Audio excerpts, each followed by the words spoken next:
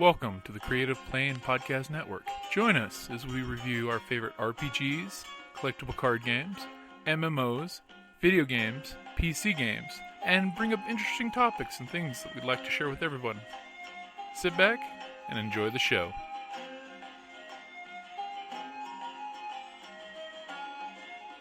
Hey guys, Jim from the Creative Playing Podcast Network here. I just want to bring to you guys a great new group I found out called Envoy with Double Exposure. It's a really great resource for the gaming community. And I'd just like to bring to you this great interview that I just had with Avonelle and Envoy. Here you go. Avonelle speaking. Hi Avonelle, it's Jim from the Creative Playing Podcast Network. How are you? I'm doing fantastic this morning. How's your week starting? Everything's awesome. Thank you for asking. So, is there any specific questions or anything you want me to throw out there? Or? Well, so I can just start with what is Envoy, and we can go from there. I'm actually really excited about and very proud of the Envoy program. It is a system that we have designed and started getting people involved with that connects every level of the gaming industry. So it starts with players who come on board to teach and to demonstrate games. The program is paid for by game companies in order to get games out there that maybe need a little love, or to build demo teams for conventions. And it gives us an opportunity to connect designers with the gamers who are playing their games, and it gives us the opportunity to support game stores, because one of the fastest ways to sell a game is to have someone sit down and play it. So we are able to give a store advance notice that someone is coming in to demo or to play a game at a game night, and they have the opportunity to have it in stock, so that when it is shown off and when they have the customer sitting there excited about a game, they can take advantage of that energy rather than trusting that they're going to remember to come back and get it 2 weeks from now. And we encourage our heralds to support local conventions, to take the games that they've been certified in and add them to what's being played at local conventions, so that the conventions are also benefiting from the program. And we do a lot to support play-to-win programs, so that maybe conventions that could use a boost on the prize support front might be able to get play-to-win support. We work with each convention to figure out what their model is and how best Envoy can work with them. We actually run 4 conventions a year, so we know what goes into it, and we're able to really speak that language and help conventions figure out how to leverage the program to their best benefit. Wow. See, I was really impressed when you guys came to me, because I'm like, what is this Envoy thing? And of course, immediately after reading up on you guys, I signed up right there that day as a GM. That's awesome. Well, welcome aboard. You. So for those at home, how does one sign up for it? You go to the website. If you actually search for Double Exposure Envoy Program, you'll get the dexposure.com/envoy page. And there's a tab on the far right that is Heralds, and there's an application form right there. You just fill it out. After you've filled it out, Vinny, my husband and business partner, will get in touch with you to schedule a video conference. One of the benefits for game companies is that we actually have an individual conversation with each herald.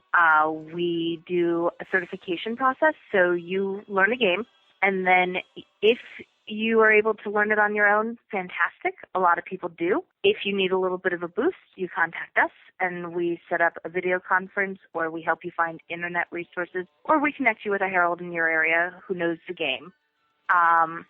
Then you do a video conference with our certification team, where you literally teach them how to play the game over the internet through Google Hangouts. And that way the game companies know that if there's a quirk of the rules that they really need us to pay attention to, or there's something that people are getting tripped up on, we know that the heralds understand how to present the game appropriately. And so for the herald side of things, there's a constant stream of connection. You join up, you talk to Vinny, Vinny passes you over to your ambassador, who is a regional herald that is sort of an on-the-ground coordinator for each region. We've got 36 regions set up. And then there's also contact with our certification team. And so there's a bunch of opportunities for a herald if they're having difficulty with something, if they have a question, to reach out, to text me and say, hey, I'm at a con and I have a rules question from a player. Could you possibly look this up for me? And so there's a lot of support for the heralds built into the system. Wow. See, and I love the herald title. It's a great title to give to everybody that signs up. Basically, it's a really awesome GM tech support, basically. It is. And I've actually had someone at a convention text me and say, hey, I just got asked this question and I don't actually know which way to go. And we reach out to the publisher and we say, hey, you could put this comma here or you could put this comma there, and it's a different sentence depending on how you punctuate it. Which way do you want us to go?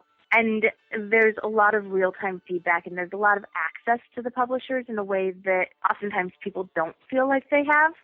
And so we're really proud to be able to provide connection. That is fantastic. I mean, if nothing else, reaching out to the game designers as well as the GMs, help smooth things over, because not every gaming table reads the rules exactly the same way. Right, and there's a lot of regional cultural differences too that we're discovering. And so because we are nationwide and because we've got nationwide connections going into this, we are able to sort of anticipate and to help with those differences. Fantastic. For your support for the companies, what level of support do you offer the various game companies that are out there? So, the most basic level of support is the recruiting herald and getting the games out there and into the field. The support that we offer to game companies, it runs the entire gambit from just recruiting heralds and making sure that there are representatives in areas where maybe their games aren't well known, to making sure that people have support at conventions. One of our clients R&R Games will say to us, hey, there's a store opening near us that we're really excited about. We'd love to have some heralds go in. The R&R team is actually a custom branded team for R&R, and it's the R&R Rangers. They have their own shirts. They have their own branding. It's basically a custom R&R skin over the herald program, and people get really excited about that because they love feeling like they're part of an elite team. Yeah, it's really nice. And the R&R Ranger shirts are really beautiful. They're black shirts with a gorgeous logo on the front. We also have Smirk and Dagger Instigators and the Stronghold Knights of the Stronghold. And those, obviously those companies get a little bit more social media support. There are different levels, and if a game company is interested, again, go to doubleexposure.com/envoy, and there is a company page where people can apply. There's also, if a convention wants to get in touch with us, there's a conventions page, there's a gaming group page. And so one of the main strengths of the program is that you can get credit as a herald either for games that you already own and have access to. So let's say your local game store has a ton of games in their library that are already part of the program. You could certify with their copy and then get credit for running that game. You've taken on no obligation to the company. There's no commitment. There's no expectation of anything because you have the copy. Or you can request copies of games. We assign an appearance value to each game based on demand, based on whether or not the company is really pushing it. Sometimes there are discounts on appearances because the company really just needs a big, big push on a game and they want to make a splash with it. And then as you do appearances, and there's an appearance guideline that once you become a herald, you get a copy of that explains exactly what an appearance is and how to satisfy it. Then what you do is log it on our calendar, and we go through and validate it. And so you can get tools, these copies of games, to run games in groups where you're already established or at game stores where you're already involved, or we help you connect to communities that are out there. And because we are working really hard to connect with every gaming community we can get a hold of anywhere in the country, the chances are good that we'll be connecting people with communities that are down the street from them that they had no idea existed. Awesome. That's one of the things that I really like about our local gaming convention at RainCon is we have a lot of game designers that are there, and they just bring out these fantastic games that we never even know exist. And they're just like grabbing people left and right and saying, play this. And it sounds like your program is perfectly made there to help suit the game companies to let's get your product out there, let's show people how awesome it is, let's make sure whoever's teaching it's going to teach it in a good and safe environment. Exactly. And because there are so many lines of communication into the Envoy program, if there's ever a problem, we're prepared to have conversations and say, hey, something happened at your store, or hey, we heard that there was some inappropriate language at your table. So just keep an eye on it for us. And it's a level of feedback and communication that I think will make things easier for everybody. See, that's great, because that way there's constant communication from one group to another, and it's just making sure everyone's having a good, healthy gaming environment. Right. Fantastic. So do you have other questions yeah, definitely. for us? So what helped inspire you guys to go ahead and come up with the Envoy program? This is a little bit of an involved answer, which is that we run 4 gaming conventions a year. 2 of them are sort of standard public-facing consumer conventions. One of them is our weird little experimental con that gets all the stuff that doesn't fit at the other conventions. And one of them is a game design festival, where we flip the model, and it's a professional development convention for game designers in November. And what we do is our regular community of players becomes the playtesters, and this is going to be our 5th year running Metatopia. And Metatopia turned into a connection with Gen Con, where we run the First Exposure Playtest Hall at Gen Con. And last year, which was our 3rd year running the First Exposure Hall, we went through the exhibitor hall, and we were like, wow, all these little companies are sort of swimming as hard as they possibly can, and they're just paddling as hard as they can out here. And the systems to support them through the process past to the point of we've designed a game, we've tested a game, we've published a game. Okay, now what? We have 2,000 copies sitting in our living room, or we have 5,000 copies sitting at Amazon distribution, but they're not moving. What do we do to get them moving? And because we are knee-deep in so many conversations about how to succeed as a game designer, how to make that step from it being a casual hobby to maybe a more serious hobby or a side business or even a full-time job, it's really something that we've been talking about for years and thinking about for years. And at Gen Con last year, after we did a circuit of the exhibit hall and had sort of this conversation, it was like, man, they are just swimming as hard as they can, and it's brutal trying to get your head above water and get to a point where your stuff is in distribution and it's selling well. There's so many new games out there every year. My husband came back to First Exposure and said, I've got it. And the last time he did this was at Metatopia, when he came to the senior staff and said, I know what we're going to be doing next. And he outlined it to us. And we said, you're out of your mind. We already do 2 conventions a year. You're crazy. And he said, no, listen to me. I've got this. And we all sort of held our noses and jumped into the Metatopia pool, and we had no idea what to expect the first year. We were like, this is just madness. And we trusted him because he very rarely leads us all astray at once. It turned into something that really feeds all of our souls. We love the Metatopia model. We love doing First Exposure, the being involved at the ground floor, the providing programming that is what the designers are talking about and answering the questions they're asking us. And so when he outlined Envoy, we went, oh, well, now we need to name the thing. And that was the conversation pretty much the entire time back from Indianapolis last year, was this concept. And we got home in the middle of August, and by the 1st of September, the business plan was written, and we launched on January 1st. So this has been a very, very steep curve, and we've learned a lot, and I think it's actually one of the coolest things we've ever undertaken. It sounds like you guys definitely hit the spark of inspiration and just rode the flame, because in less than 4 months since you've been online, it's definitely taken off all over the place. And by the way, thank you for reaching out to me to go ahead and get this interview for you. So.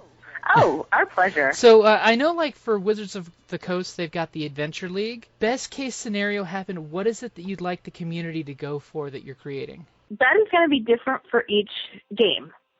So unlike many other organized play organizations, we handle both card games and board and card games and RPGs. So we run the entire gambit.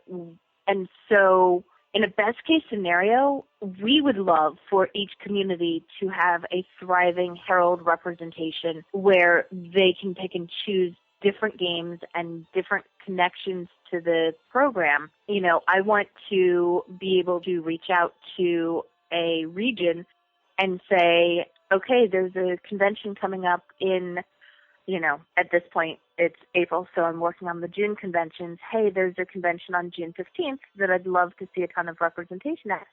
And I would love for every room of that convention to have somebody in an Envoy shirt running games and being at the top of their game with an awesome table of people who are excited to be playing these games and maybe learning things that they didn't even know existed. For us, that would be fantastic. I'm definitely going to be also in Tucson reaching out to some of the local game stores that I have contacts with, as well as RingCon. Mm-hmm. I'll talk to some of the folks on the board there to see if they'd like to sign up with you guys as well. That's fantastic. The base commitment from a convention is, yes, we are interested in Envoy having a presence, and it goes all the way to, yes, we're interested in running a social deduction room, or here, let me connect you with some of our game masters, see if any of them want to become heralds. And once we know that there's interest from a convention, we tailor support packages to the convention. Fantastic. And I actually had a very nice conversation with a store manager in Tucson on Friday over at A to Z. Oh, A to Z, Games. yeah. That's one of the big ones in town for a lot of miniature gaming. I'll also be reaching out to the folks over at Hats, as well as Tucson Games and Gadgets for you. See if they can sign up for you. That's awesome. So, personally, what kind of games do you enjoy playing? So, I have significantly broadened my gaming horizons because of the Envoy program. My very, very first gaming language was trick-taking games, spades, hearts. And so that's kind of where my roots are. So Diamonds right now is a favorite for me because it's comfortable and it is an interesting take on something that I've been doing since I was 8. I am a role player at heart and often a LARPer. So I lately have been really enjoying GM-less RPGs.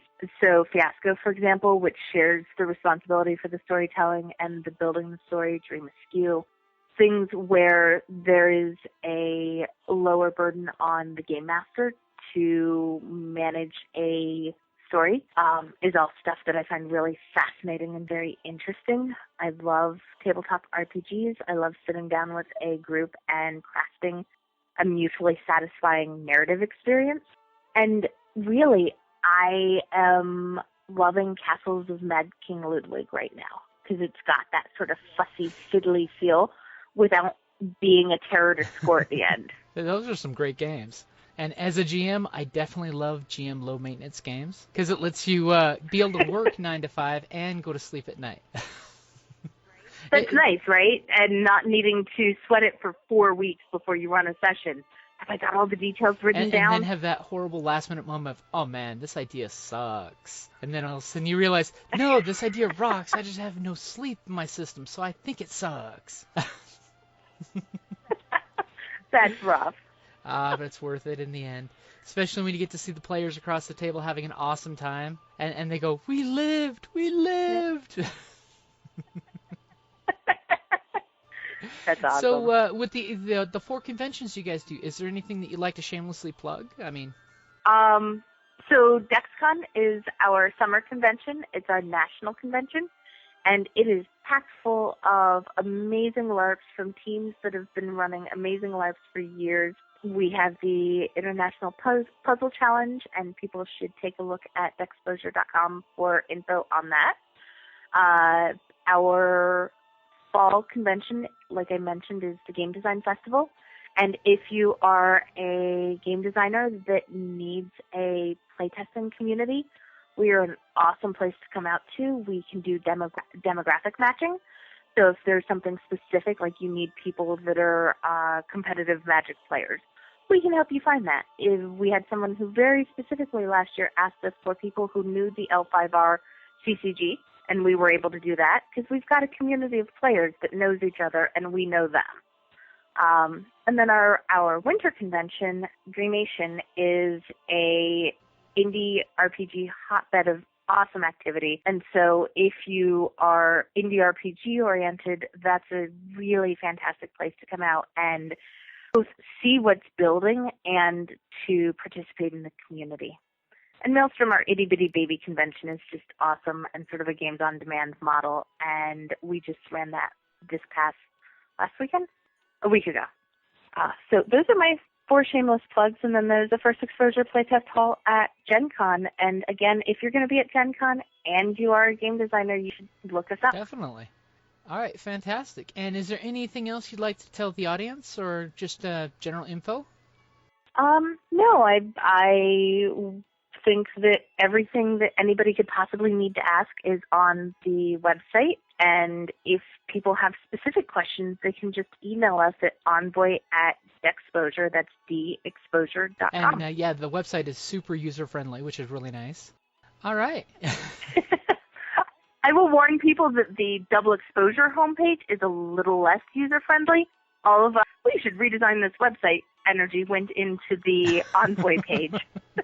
Well, it's triage. You put the energy where it needed to go at the moment. Right. Exactly. Thank you for talking to me today. Oh, you're very welcome, and thank you for coming on the show. And I'd just like to say thank you for you and the Envoy program, and I'm hopefully going to hear a whole bunch more of you guys in the near future. Oh, we certainly hope so. We expect to be bigger and to be at every convention in some way or another by next year. And I'll definitely be posting some of the games going on at our local conventions in the near future. Awesome. That's exciting. Right, thank you're very welcome. You have a great day. And thank you for being on the Creative Playing Podcast Network. All right. Have a great day. Hi, this is Kelly, a.k.a. Trixie from Ragnarok and Roll, a Scion to Ragnarok story, and Tilda Wimblewick from D&D Journey of the 5th Edition. First off, I would just like to say thank you to everyone for listening to our varied adventures, as well as for rating us on iTunes and rpgpodcast.com. If you haven't rated us yet, we would greatly appreciate it if you could. And if you're looking for more ways to support our efforts, we are now on Patreon, a great site where you can help us continue making more podcasts, as well as some special surprises for our patrons. If you can, please look us up at www.patreon.com/cppn. Every little bit helps. And again, thank you for listening.